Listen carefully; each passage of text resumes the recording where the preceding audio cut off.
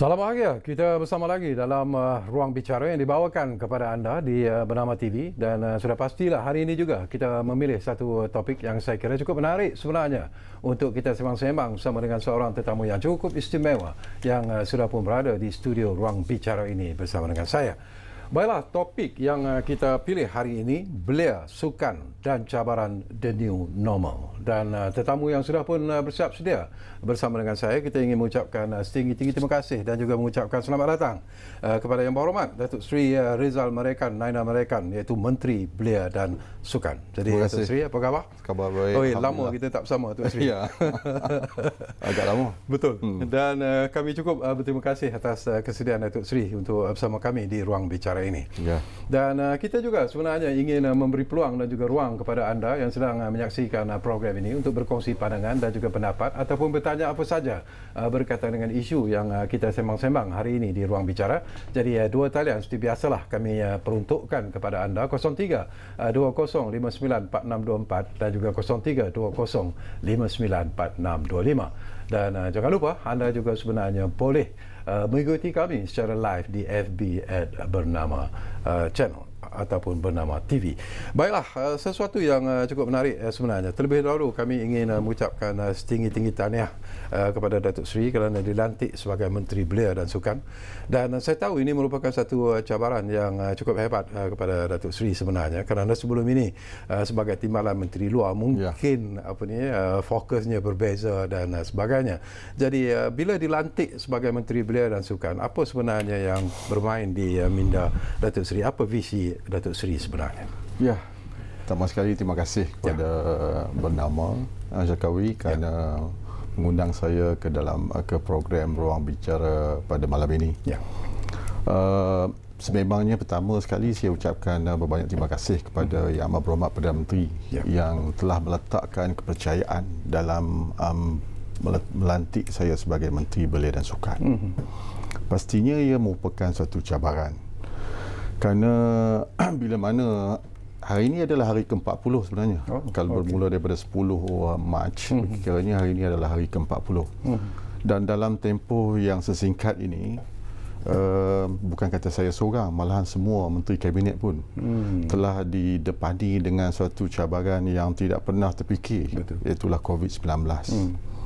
Namun apa yang saya dapat lihat bahawa pelantikan ini tentu sekali lah adalah atas keyakinan ataupun kehendak yang dikehendaki oleh Yang Berhormat Perdana Menteri untuk saya memainkan peranan memimpin sebuah kementerian yang sebegini penting.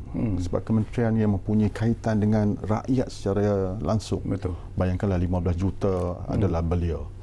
Sukan ini sebenarnya adalah harta rakyat. It's a people's property. Dan tentulah ia mempunyai satu bentuk tanggungjawab yang besar. Dan saya fikir bahawa ini adalah salah satu kehendak dan kemahuan yang ingin saya wujudkan keseimbangan. Sebab kerap kali menteri-menteri Belia Sukan yang lalu bila mereka hadir, mereka sering dipersalahkan kerana memberi keutamaan lebih pada satu daripada yang the other one. Betul. Banyakkan kerap kali disalahkan kerana memberi kepentingan lebih kepada sukan daripada belia.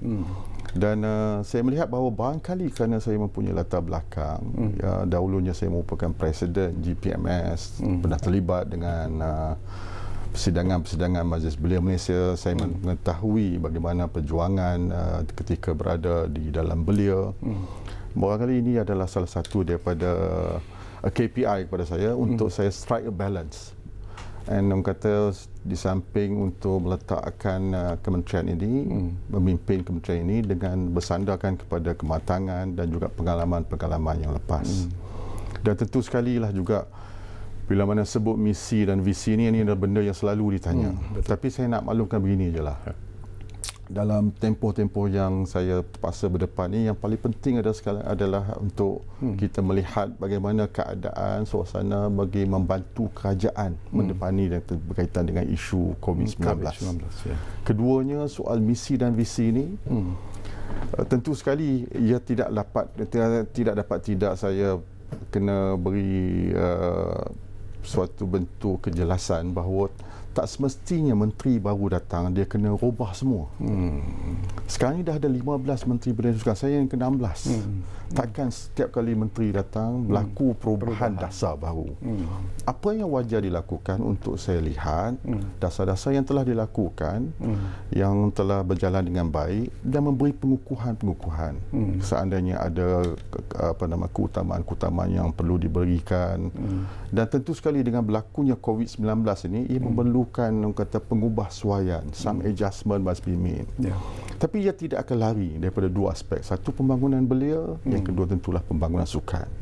Dan ini akan tentu merupakan perkara yang akan terus dilaksanakan kerana apa yang dilakukan oleh yang terdahulu, sama ada oleh saya punya menteri yang lalu, yang berhormat Syed Siddiq ataupun yang berhormat Saudara Khairi Jamaluddin, banyak sedang berlaku dan saya tak mampu untuk datang nak merubah hanya kerana saya adalah seorang menteri yang baru.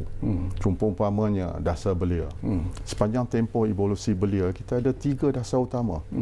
Dasar yang pertama pada 1985 yang dirasa pembangunan belia. Kemudian 1997 dasar belia negara. Yang terakhir adalah dasar belia Malaysia yang dilakukan waktu zaman Saudara Khairi Jamaluddin sebagai menterinya. Dan dasar ini ada timeline dia.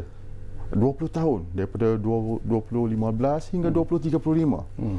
Jadi apa yang wajar untuk saya buat untuk meneliti dan melihat penilaian setelah 5 tahun dan di mana aspek-aspek yang memerlukan pengukuhan dan yang memerlukan penambahbaikan, barangkali perubahan.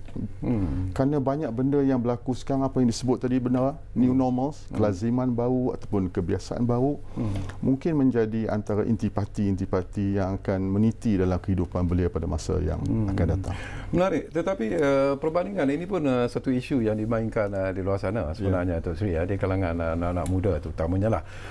Ialah mungkin kerana mereka biasa dengan Khairi Jamaluddin, KJ, mereka biasa dengan Syed Saddiq yang dianggap muda dan menerajui kementerian yang mungkin dilihat begitu sesuai dengan jiwa, dengan harapan mereka. Tetapi faktor umur sebenarnya, Tok Sri, bukan pengukur untuk seseorang menteri itu menjalankan tugas dan memenuhi kehendak kementerian yang didokong itu sebenarnya. Sebab tu saya sebut tadi pada apa yang ke awal, barangkali ia adalah suatu pemilihan yang dibuat oleh Yang Amat Berhormat Perdana Menteri bagi untuk saya tampilkan kepimpinan untuk kementerian ini bersandarkan guided by the sense of maturity, pengalaman, kematangan, dan kerana saya pernah melalui proses-proses ini yang terdahulu. Di samping melihat yang kata dinamik baru untuk diberi pengukuhan. Kalau nak kata saya tua sangat pun, I cannot belum tua. I cannot reverse my age, orang kata. Kan?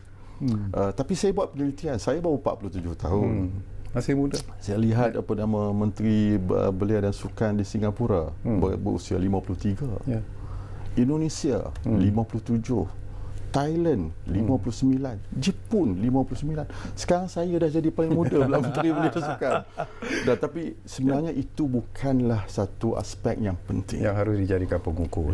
Aspek penting ialah untuk saya buat pengisian yang berdasarkan kepada adunan pengalaman dan juga kehendak-kehendak baru, di samping aspek-aspek yang tadi disebut sebagai new normals yang baru terzahir, yang lahir hasil daripada suasana COVID-19 ini. Bila Datuk Seri sentuh tentang pengisian, tentang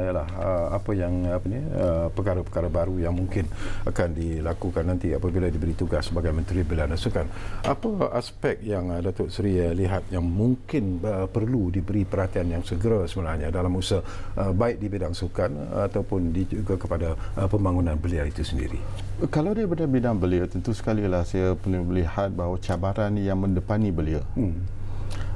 Belia di dalam benak dan kepala mereka sentiasa berlega tentang soal kelangsungan mereka dalam kehidupan. Betul.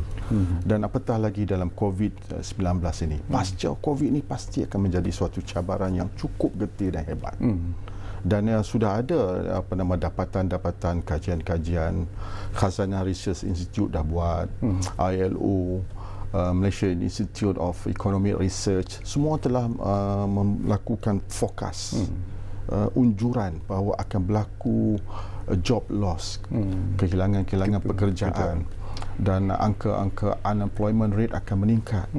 Bank negara mengatakan mungkin berlaku sekitar 4%. Tapi IMER dan juga DOSEM, Jabatan Perangkaan, telah menganggarkan mungkin berlaku unemployment ataupun kehilangan pekerjaan dalam sekitar 1.5 ke 2 juta. Ini adalah satu cabaran yang baru kepada saya selaku Menteri Belia dan Sukan, kerana kebanyakan mereka yang akan terkesan adalah daripada kalangan belia. Dan belia ni adalah isu yang rentas. Isu yang bukan hanya berada di bawah kementerian saya semata-mata. Dia ada belia yang berpendidikan tinggi, yang berada di universiti dalam sekitar jutaan. Mereka juga belia. Belia yang berada dalam sektor pekerjaan, belia yang berada dalam sektor pendidikan. Belia ada berata-rata. Dan belia yang berada di kampung, belia berpersatuan, belia yang tidak berpersatuan. So ini adalah golongan kalangan ataupun kategori belia yang merangkumi, yang memerlukan koordinasi dan kerjasama semua. Termasuk di kalangan contohnya kalau ambil pengangguran. Saya perlu bekerjasama dengan Kementerian Sumber Manusia untuk memastikan angka-angka bagaimana nak menangani kadar unemployment ataupun underemployment. Ada dua isu ni. Satu unemployment yang tak dapat pekerjaan, satu yang belia dapat yang bukan dalam bidang dia, jauh daripada kelayakan yang patut dia dapat. Dan ini ditambah pula dengan suasana COVID yang sedang melanda ni, ia akan menambah lebih parah keadaan yang akan berlaku. Dan kita lihat dalam keadaan-keadaan begini, kerajaan perlu menyediakan satu plan untuk pastikan bahawa ada cushion yang boleh dapat kita lihat, dan negara-negara lain pun juga sedang melakukan benda yang sama. Saya dah ada mesyuarat bersama dengan Datuk Seri Mustafa Mohamad dan juga mereka yang menyediakan kerangka rancangan Malaysia ke-12 yang telah dibuat dahulu, tetapi mungkin kita akan lakukan pengubahsuaian bagi memastikan pasca COVID ini akan ada program-program yang akan menjadi tampungan kepada kesan COVID-19, terutamanya di kalangan mereka yang terbabit dalam golongan belia. Sama ada Datuk Seri setuju ataupun tidak, ataupun sedar ataupun tidak. Kebelakangan ini kalau kita lihatlah, bila kita bercakap tentang Kementerian Belia dan Sukan sendiri, Datuk Seri, macam Datuk Seri katalah, seolah-olah sukan itu jauh lebih glamour jika dibandingkan dengan pembangunan belia itu secara keseluruhannya.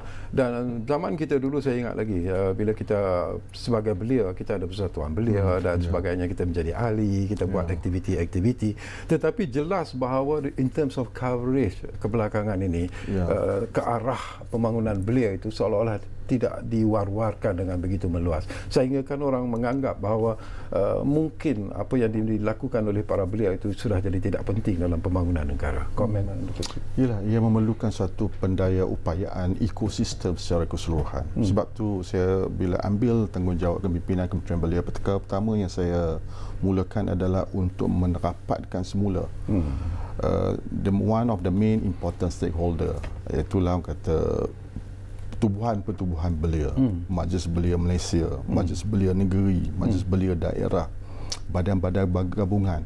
Ini adalah the set up structurally yang dah wujud bukan kata setahun dua, puluhan tahun. Malahan daripada struktur inilah lahirnya banyak pemimpin. Mungkin Syarkawi tak perasan, dari dalam kabinet saja ada dua bekas menteri, bekas Presiden MBM, Datuk Seri Saifuddin Abdullah dengan juga Datuk Seri Samsul Anwar Nasarah. Malahan dalam kementerian, dalam kabinet ada 5 bekas Menteri Belia dan Sukan. Perdana Menteri bekas Menteri Belia dan Sukan, Saudara Khairi Jamaluddin, Menteri Kanan Datuk Seri Ismail Sabri, Tan Sri Anwar Musa, siapa seorang lagi, Datuk Seri Hishamuddin. Maknanya kabinet itu adalah kabinet yang mempunyai sekurang-kurangnya pemahaman tentang isi perut keperluan belia. Maka sebab itulah saya perlu bawa, sebab itu saya sebut tadi, saya kena bawa semula Majlis Belia untuk back to the core, untuk menjadi rakan yang rapat kepada Kementerian Belia dan Sukan, dan saya akan mendaya upayakan dan demikian juga badan-badan gabungan lain, sebab ini adalah kata struktur yang telah berjaya sejak dulu. Malahan kalau pemimpin pembangkang yang dilahirkan daripada MBM, Datuk Seri Anwar Ibrahim merupakan dahulu bekas Presiden MBM. Jadi soal beliau dia melalui kerangka ini perlu diperkasakan. Namun ia tidak terhenti di situ saja, sebab dia perlu ada perubahan dan dia perlu ada dinamik yang lebih merentas. Ada kumpulan-kumpulan belia yang terbaru dalam segmen-segmen tertentu yang bukan bersifat tradisionalis.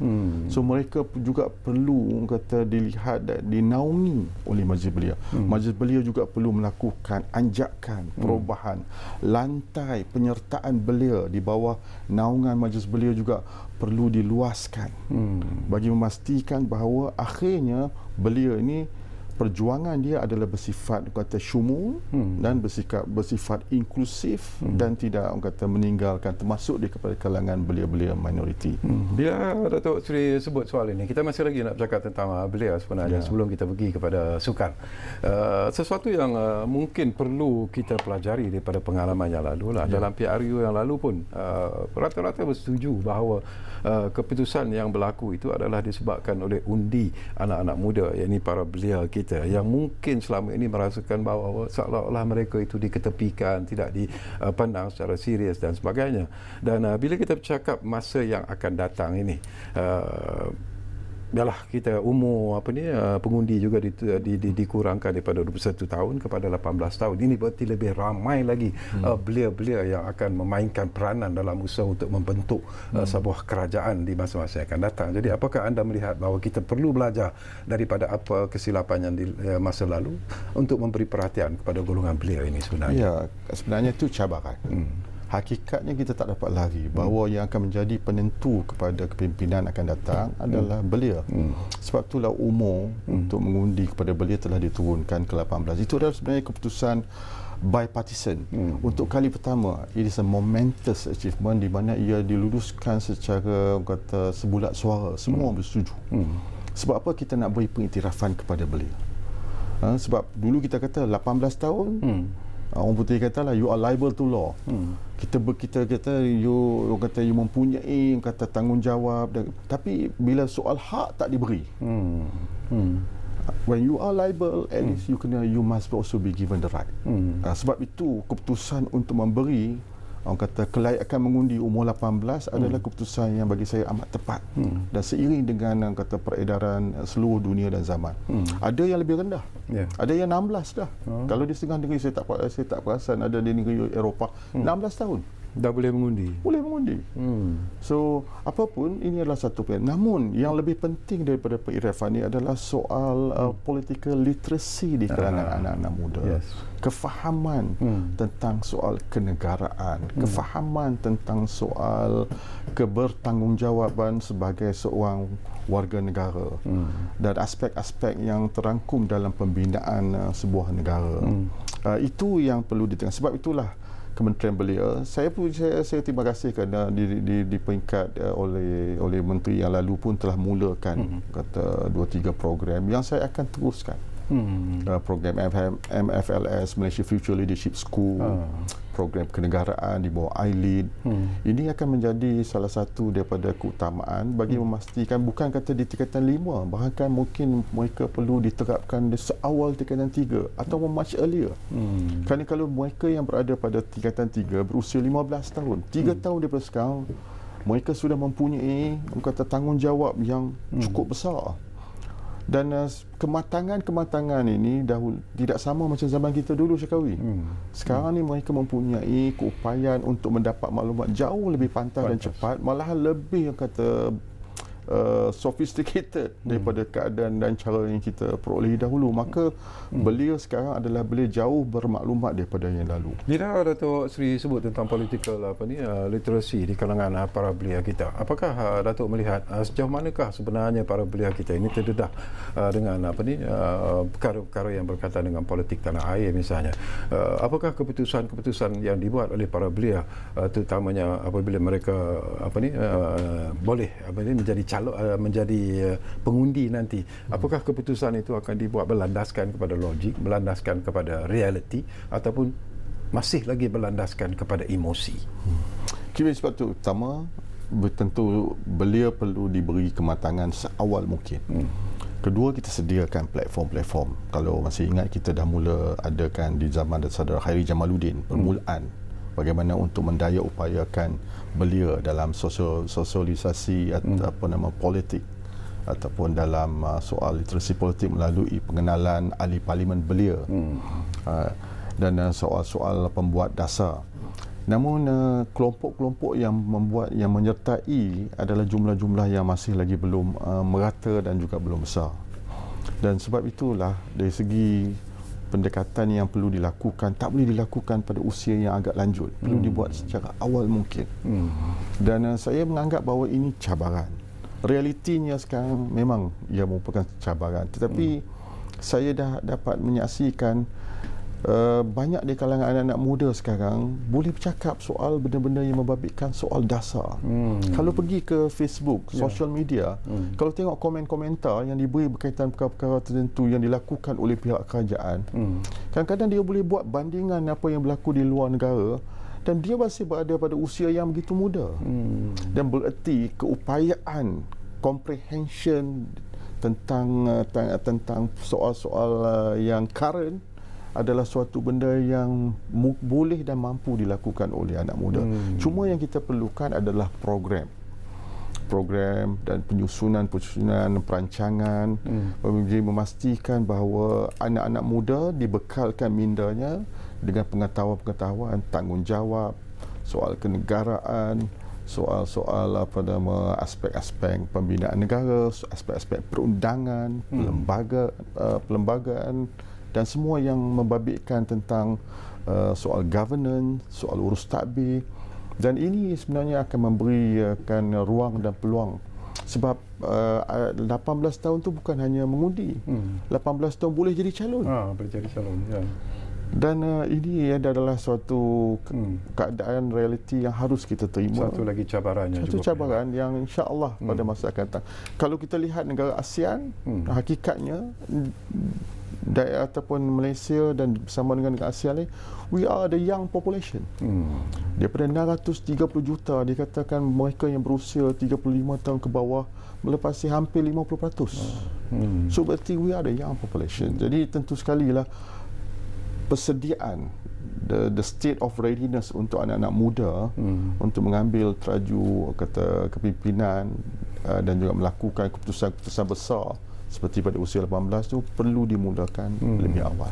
Okey, kita akan berehat buat seketika, tapi sebelum kita berehat, apa kata kita ambil dulu dua panggilan yang sudah pun ada di talian kita sekarang ini. Baha dari Kuala Lumpur sudah pun bersiap sedia di talian kami sekarang ini. Assalamualaikum, Baha. Waalaikumsalam, Sarkawi. Saya. Apa khabar, Sarkawi? Lama tak dengar ni. Okey, apa khabar YB? Selamat malam.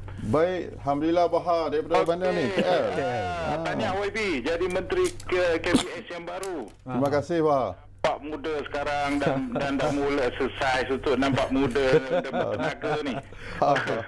Okey, pertanyaan saya lah YB kan. Ya. Banyak sukan-sukan yang ada kat Malaysia ni kan melantik jurulatih luar negara hingga lupa jasa dan kepakaran jurulatih tempatan ni YB. Okey. Jadi visi dan misi YB adakah nak teruskan cara begini ataupun mungkin ada perancangan baru yang tertentu mungkin selepas COVID ni je lah YB ya. Okey. Okey, yang nombor dua, persatuan-persatuan belia sekarang ni banyak yang tak aktif YB.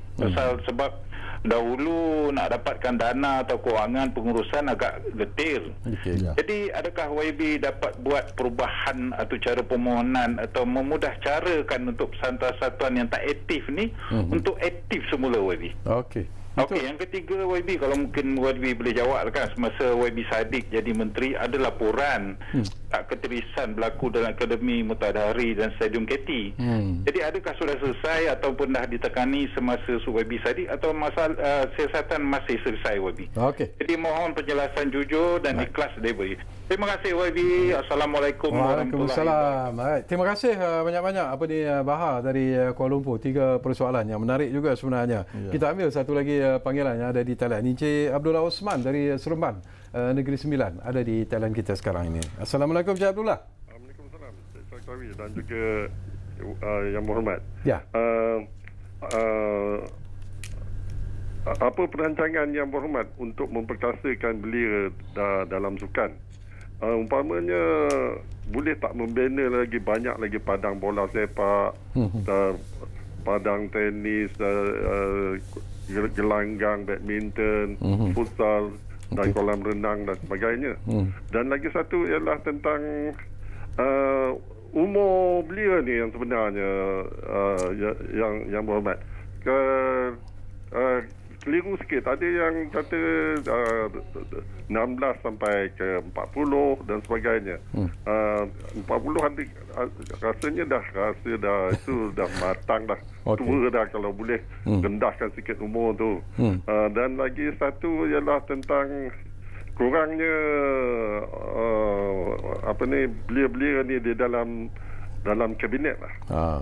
Itu saja. Terima kasih. Okey, baik. Terima kasih banyak-banyak Encik Abdullah Osman dari Seremban Negeri Sembilan. Jadi banyak juga persoalan-persoalan yang dibangkitkan oleh dua pemanggil kita setakat ini, dan jangan lupa talian itu masih kami buka kepada anda 0320594624 dan juga 0320594625. Kita rehat dulu buat seketika. Jumpa lagi selepas ini nanti.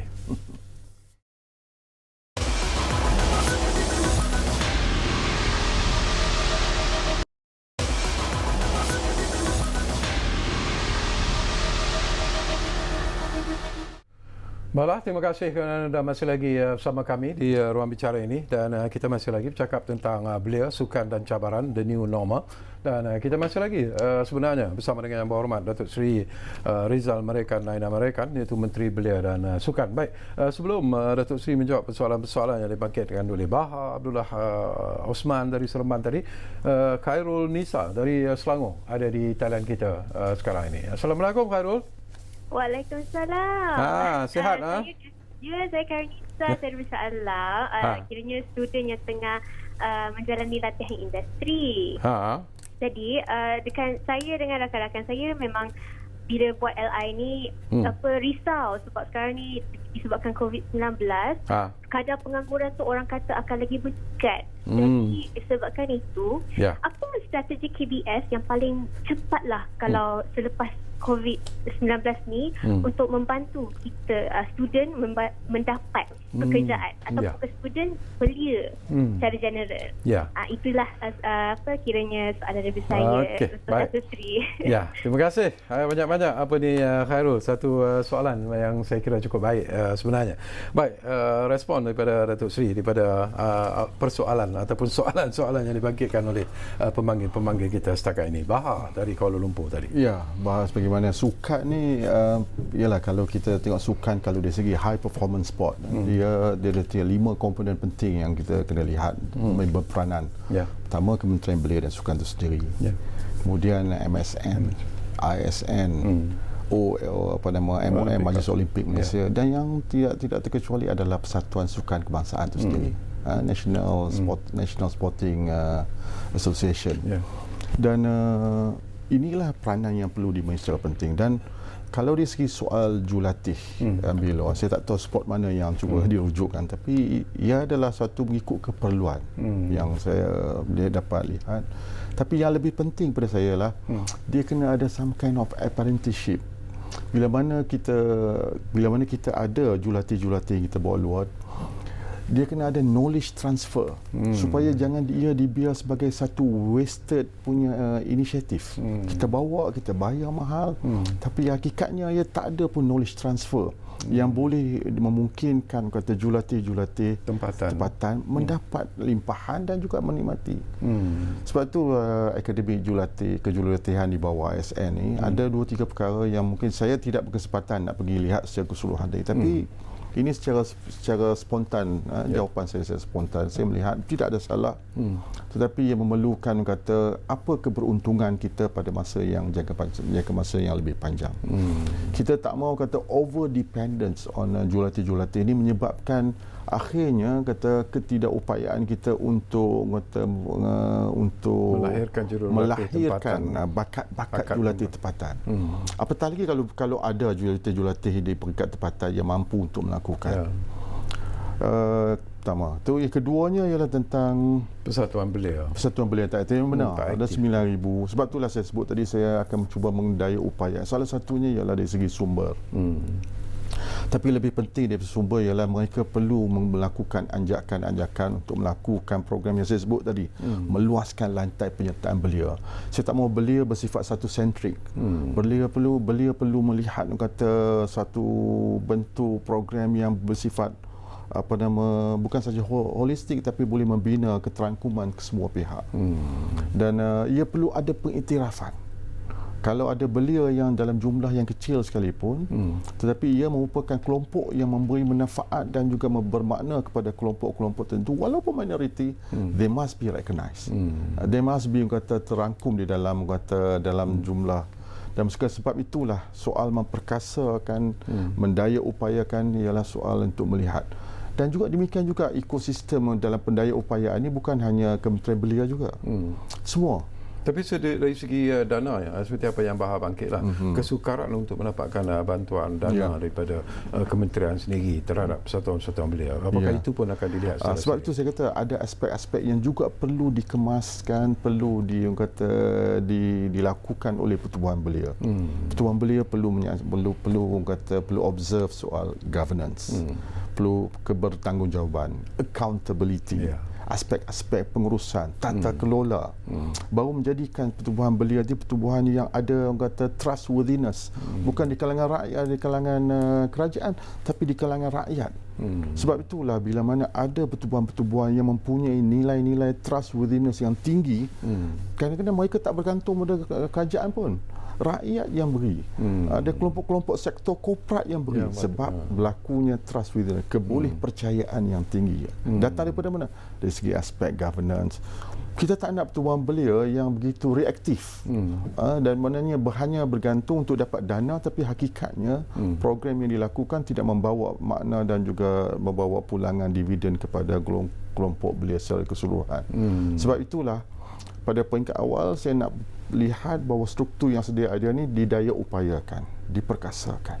Tapi pada waktu sama mereka kena lakukan perubahan dan anjakan bersesuaian dengan apa yang sedang berlaku seiring dengan kehendak pada waktu ini. Okey. Soalan yang ketiga tu mungkin bagi saya telah pun selesai sebenarnya. Dia menyentuh tentang Akademi Bola Sepak Mokhtar Dahri. Akademi.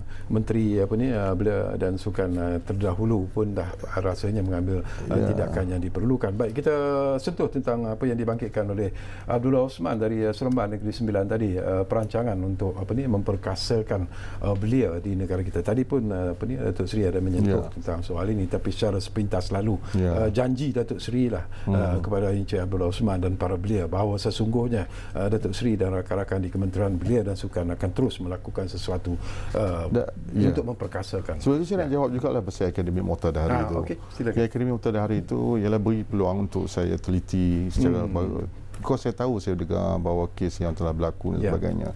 Tapi be rest assured bahawa this issue will be attended fairly. Akan dilaksanakan dan akan ditangani dengan cara yang adil.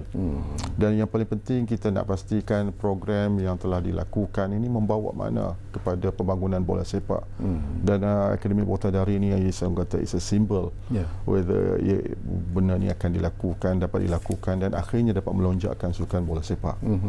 Dan itu adalah jaminan saya kepada Bahar. This will be attended fairly. Dan pada cerita pasal soal memperkasakan belia, saya dah cakap dah tadi berulang kali kan. Saya kata bahawa belia begini, belia kalau ambil new normal Syarkawi dia ada banyak perkara yang akan menjadi perkara baru daripada new. Pertamanya ialah kita nak belia yang resilient. Belia yang ada daya tahan. Bagaimana belia ada daya tahan? Bila mana belia itu teruji. Saya selalu sebut bagaimana Jepun. Jepun adalah sebuah negara, Syarkawi, yang diuji dengan pelbagai cabaran. Apa yang tak ada berlaku kat Jepun? Berlaku gempa bumi, berlaku eruption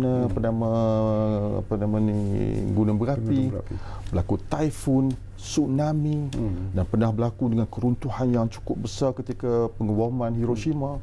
Bukan kata puluhan, ratusan, malahan ribuan, puluhan ribuan, ratusan ribuan rakyat Jepun. Tapi setiap kali bila mana Jepun dihadapkan malapetaka, setiap kali itulah mereka rakyat Jepun come out to become a stronger nation. Sehingga kan terdapat satu pepatah mengatakan dalam Jepun, bila jatuh 7 kali, bangun 8 kali. Semangat. Dan itu ada juga pepatah disebut dengan slogan di Gambate, fight on. Dan inilah menjadikan Jepun ni sebuah bangsa yang resilient. Semacam kita juga, kita sekarang berdepan dengan COVID. Dan saya lihat COVID ni adalah satu hikmah yang diberi oleh Allah Subhanahu Wa Taala untuk membuat satu bentuk correction kepada negara, kepada semua, kepada umat Melayu, kepada umat manusia.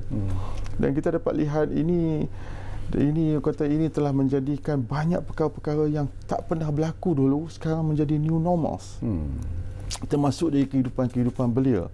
Saya pun baru ni disebut, dahulu kita tak pernah dengar orang tak pergi sembahyang Jumaat. 3 kali tak pergi sembahyang Jumaat pun dah kita rasa, dah 4 kali dah. Dan kita akan berdepan dengan Ramadan dengan suasana. Terbaru saya dengar kata nikah pun boleh online dah. Sekarang isteri-isteri takut kalau suami menghadap skrin terlalu lama. Betul. Masuk bilik dan diam. Benda yang tak pernah berlaku. Dan sekarang ni kata the digital consumer di dalam Malaysia semakin bertambah. Dan ini adalah perubahan new kelaziman baru yang akan membuka peluang juga kepada di kalangan anak muda untuk menceburi dan akhirnya mendapat peluang. Dan sebab itulah dari segi mendaya upaya mereka ini adalah perlu dilihat daripada sudut-sudut yang bersifat new normal ini. Sebab tu saya sebut dalam soal mungkin boleh jawab sekali dengan soalan yang terakhir itu, Pak. Ya, daripada apa ni? Karunisa tadi. Karunisa soal kadar pengangguran kan.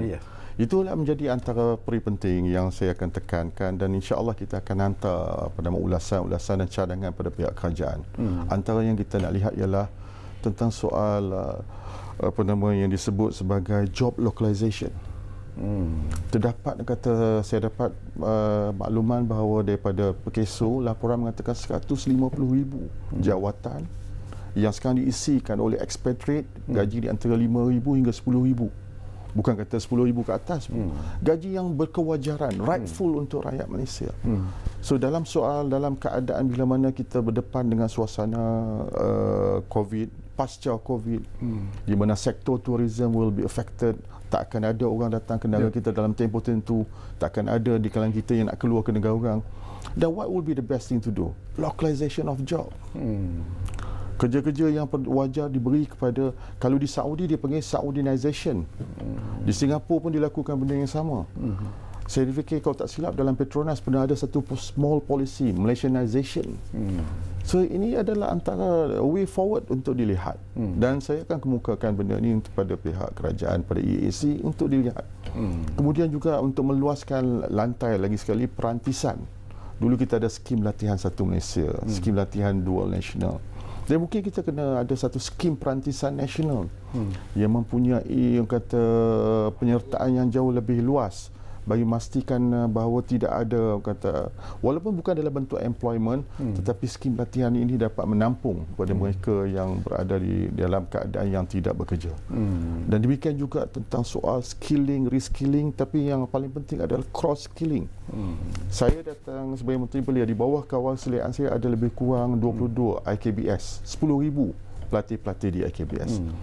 Kadar kebolehpasaran IKBS ini tinggi, 93 ke 94%, dengan gaji sekitar 1,700 ke 2,000, tinggi. Tapi terdapat laporan mengatakan kalau ada occupation spesifik dalam TVET, selepas daripada COVID ni mungkin berdepan dengan risiko-risiko tertentu. Sebab dia terlalu spesifik. So mungkin perlu ada cross skilling.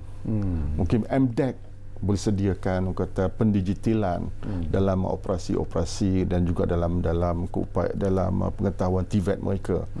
Dan ini perlu ada dalam bentuk skim yang perlu dilihat. Ini antara contoh yang saya boleh beri. Mungkin secara lebih komprehensif akan insya-Allah kerajaan pastinya melalui Kementerian Sumber Manusia, Kementerian Jabatan Perdana Menteri di bawah Datuk Seri Mustafa Mohamed sedang meneliti secara keseluruhan.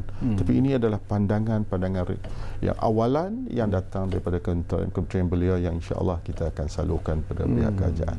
Okey, menarik. Cuba kita sentuh sepintas lalu tentang peranan yang akan dimainkan oleh Datuk Seri, terutamanya di Kementerian Belia dan Sukan. Banyak juga yang membangkitkan isu ini sebenarnya, Datuk Seri, tentang persatuan sukan, kepimpinan persatuan sukan itu sendiri. Ada pemimpin-pemimpin yang kadang-kadang memimpin sesuatu persatuan sukan itu hanyalah untuk self glory, gunanya sebagai platform untuk mereka maju ke depan. Ada perkara yang ingin mereka capai dan sebagainya, tetapi bukanlah untuk membangunkan sukan itu seperti apa yang diinginkan oleh pihak kerajaan untuk kegemilangan terutamanya. Jadi apakah kementerian dalam persoalan ini akan melihat secara serius semula tentang setup persatuan-persatuan sukan, kepimpinan persatuan-persatuan sukan yang sedia ada? Ya, amat penting. Persatuan-persatuan sukan yang bernaung di bawah MOM adalah antara organ yang saya sebut tadi, antara 5 yang penting untuk melonjakkan sukan, terutamanya sukan-sukan yang berprestasi tinggi. Jadi banyak perkara yang kalau kita nak pastikan kejayaan dalam sebuah sukan itu, ia mengambil kira semua aspek. Terdapat satu laporan, saya ada baca satu laporan daripada Miller Report. I think benda ni dilakukan ketika Saudara Khairi nak memperkenalkan program podium beliau. Dalam Miller Report dia kata bahawa Malaysia antara negara yang mempunyai nilai potensi sukan yang tinggi. Tapi yang berlaku adalah dia panggil process losses. Kalau ada 2 atlet, satu yang mempunyai potensial yang sama, tapi sebelum sampai ke tahap kematangan, mereka yang menyaksikan kata the least process losses adalah mereka yang akan mendapat kejayaan yang lebih tinggi. Process losses ni adalah apa? Ialah bila mana berlaku disjointed inisiatif antara ataupun disorganisasi antara, ialah semua aspek.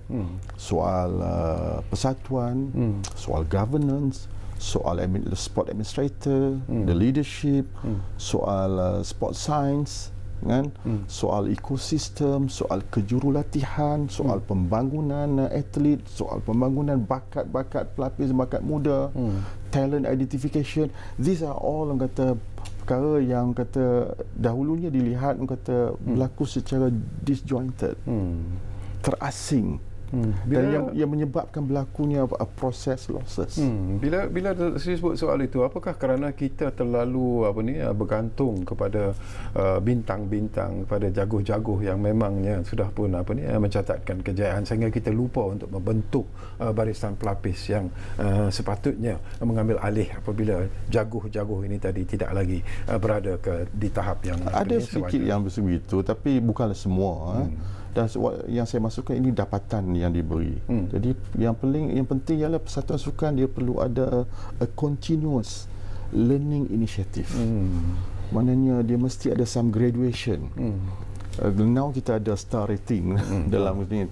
Tapi saya tak mau nak sebutlah, tapi tak banyak yang dapat star rating yang di peringkat yang paling tinggi. Dan piawaian ini perlu dicapai.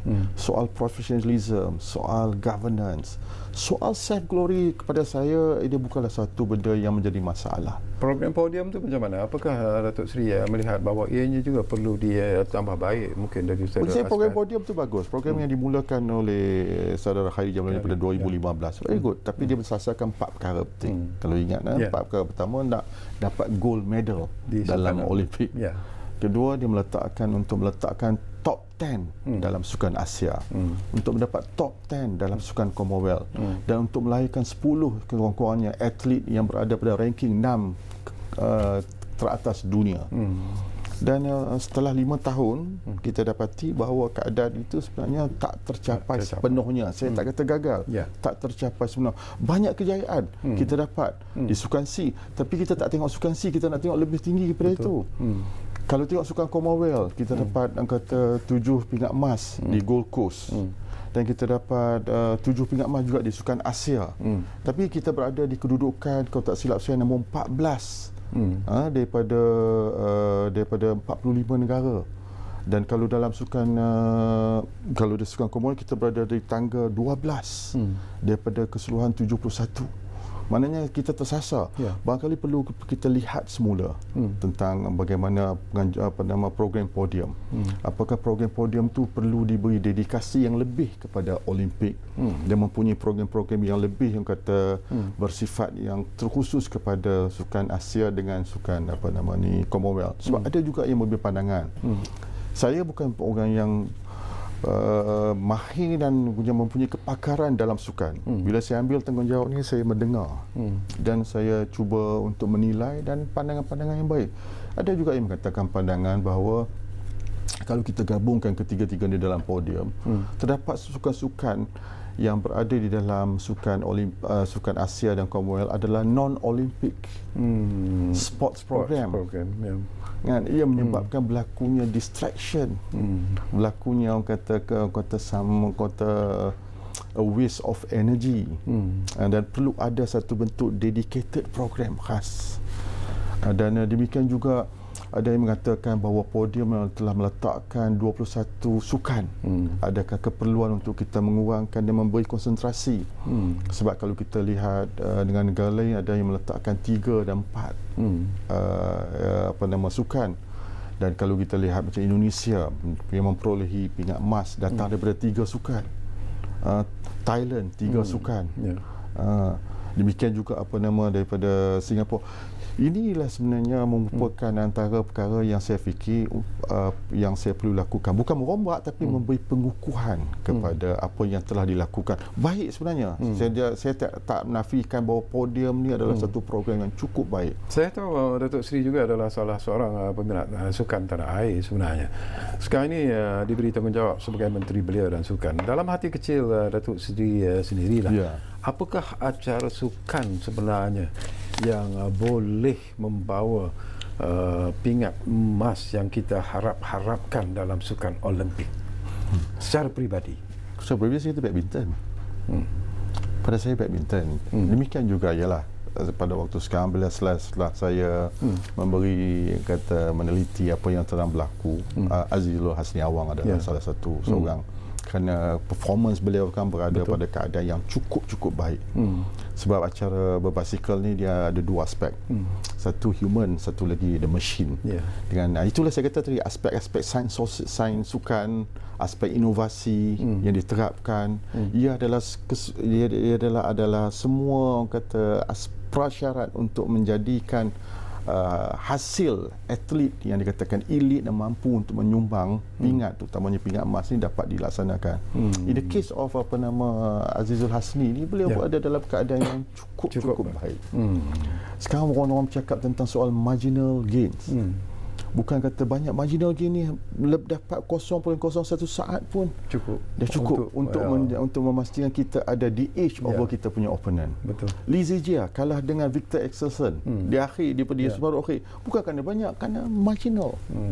So the aspect of marginal gains dalam sport ni adalah telah menjadi satu bentuk yang baru untuk memastikan kita boleh berada di tangga podium nombor 1 atau podium pingat emas. Satu lagi aspek yang selalu dibangkitkan juga Datuk Seri adalah tentang imbuhan yang diterima oleh atlet-atlet negara lah, mereka yang telah mencapai kejayaan. Pastinya mengharapkan imbuhan-imbuhan yang begitu besar yang disediakan oleh pihak kerajaan. Tetapi ada juga yang mengatakan bahawa kerana imbuhan inilah kadang-kadang yang melemahkan ataupun tidak memberi semangat yang sewajarnya kepada atlet-atlet, kerana mereka yang beraksi di sukan Malaysia misalnya di Sukma pun mendapat imbuhan yang begitu menarik daripada kerajaan negeri dan sebagainya. Jadi apakah isu imbuhan kepada atlet yang berjaya ini juga perlu dilihat semula secara serius oleh kementerian? Ya, dulu pada 2016 dalam kalau program podium, imbuhan dia diberi kepada mereka yang mencapai untuk sukan Asia dan juga Commonwealth. Cuma di zaman Menteri Yang Berhormat Said Siddiq, ia telah diperluaskan. Dan ada juga tanggapan bahawa itu telah memberi sedikit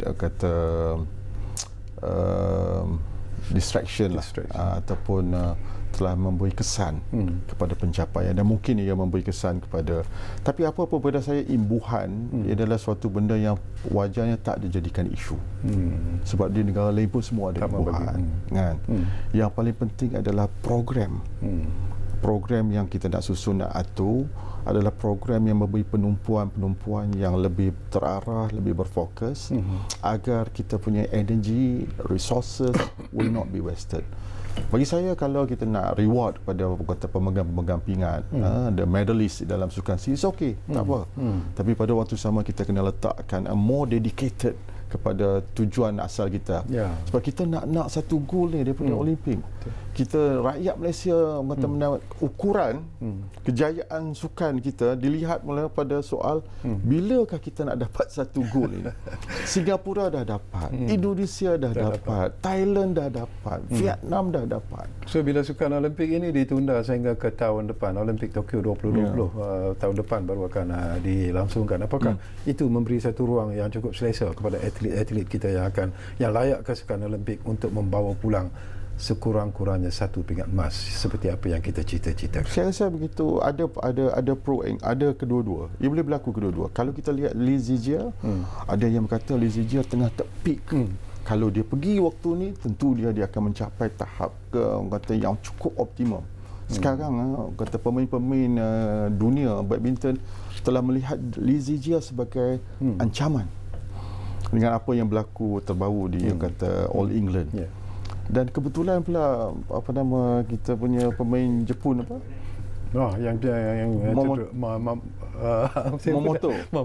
Mamoto cedera dan terpaksa berada di hospital hampir sebulan.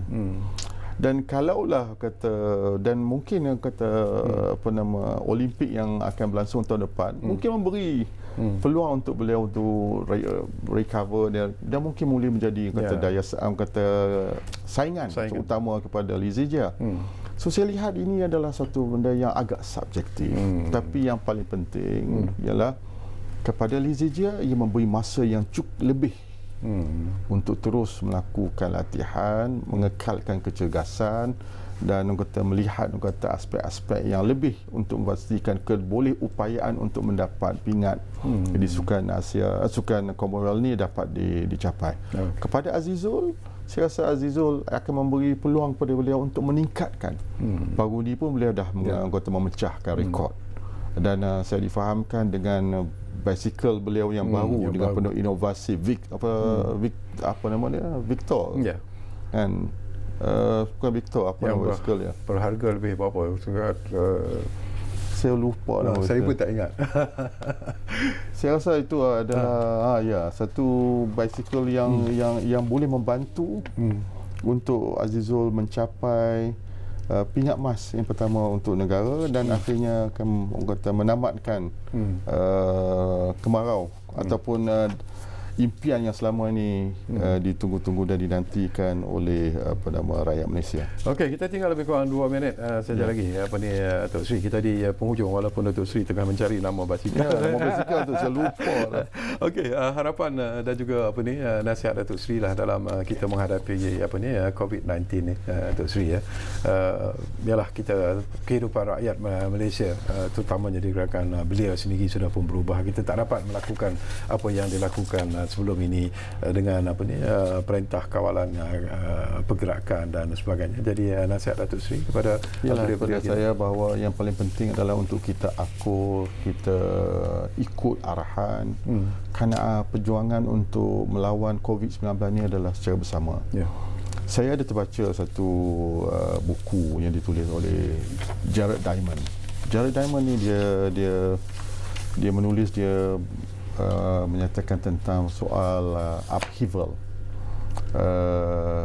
the turning point for nation in crisis. Mana dia menceritakan bagaimana dalam keadaan suatu nation di dalam krisis, bagaimana mereka dapat kembali. Ada 12 perkara yang ditulis. Antara yang paling penting 3 yang saya dapat. Pertama ialah dia kata acknowledge that we are in crisis. Alhamdulillah di Malaysia itu yang berlaku sekarang. Di mana kita terima dan rakyat semua menerima ia menjadi seakan-akan satu konsensus. Agak berbeza di negara Amerika Syarikat. Bermakna mereka tak dapat, walaupun dikatakan oasis of demokrasi, tapi national consensus tak dapat diperolehi. Presiden menyalahkan, governor menyalahkan, the federal menyalahkan state, malahkan ada pula tindakan to liberate daripada lockdown. Tapi di Malaysia tidak berlaku. Dan selain daripada itu ialah yang keduanya ialah kita kena ada flexibility, national flexibility, keanjalan. Maknanya kita tak boleh hanya statik kepada satu perkara saja. Dan ini yang dilakukan oleh kerajaan. Okey, Tok. Masa dah terlalu suntuk sebenarnya. Kita diarah untuk berhenti di sini. Jadi setinggi-tinggi terima kasih kepada Datuk Seri Rizal Maraekan Naina Maraekan, iaitu Menteri Belia dan Sukan, kerana sudi bersama kita di ruang bicara ini. Dan insya-Allah, Tok, kita akan duduk bersama lagi di ruang bicara ini untuk bercakap lebih mendalam lagi, terutamanya tentang isu pembangunan sukan yang sememangnya sentiasa mendapat perhatian daripada rakyat Malaysia. Jadi kita rehat dulu. Maafkan saya, kita berpisah di sini, dan insya-Allah kita jumpa lagi di masa-masa yang akan datang. Jumpa lagi. Assalamualaikum. Baik.